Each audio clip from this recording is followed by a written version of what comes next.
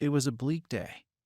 When the apocalypse began. Well, I say apocalypse. But it's a lot more casual than that. People are just letting it happen. Internet still works. We still have electricity. The news is a fucking mess though. Emergency warnings daily. Everyone's dying of the horror types of headlines. You get the general idea, don't you? It's mostly because they aren't really targeting things like electricity or internet. They don't much care for it. We're their main priority. Of course, you see. One scorching summer day, real bitch of a heat wave, you get me. A man was shot dead in the streets of America. Such is life. Nothing massive, until it was something massive anyway. He died on the spot.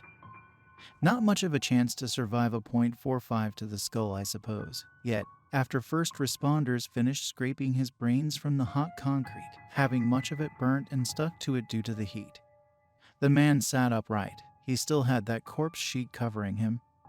You know the one they use. Body sheet, corpse sheet, fuck it. He sat up, yeah, skull fragments and general viscera flopping out of the gaping hole in the back of his head. Exit wounds will do that to you. And he spoke the first words a dead man has ever spoke. And that's when they started coming. Not many to begin with. One appearing in the UK, one appearing in Africa. Hell, one walked straight out of the ocean on the coast of California one day. Horrid things. They are 12 feet tall, shit brown flesh hanging loosely off their bones.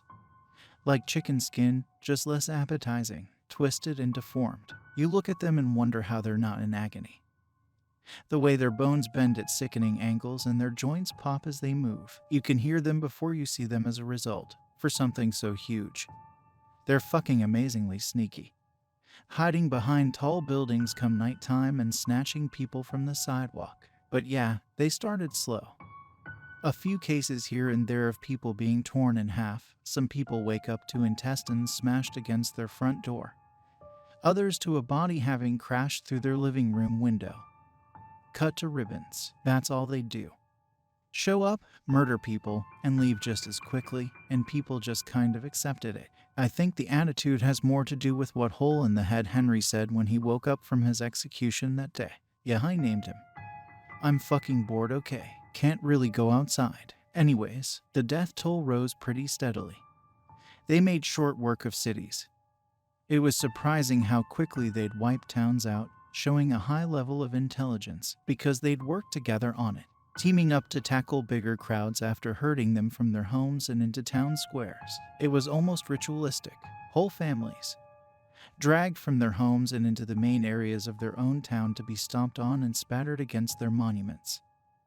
Their town halls painted red. I can't get it out of my head. What that dead guy said, you know, it stuck. Like, if you've ever been stuck in a thought loop during an acid trip and you just can't get out. A little like that. He rose, and he gargled. See, these things came from hell. We know that, because of the short things he said after he died. He made this very clear. And it wasn't because there was no more room in hell. No, not at all. There was too much room, and it needed to be filled. So they came. One by one, they came. And by the thousands we went.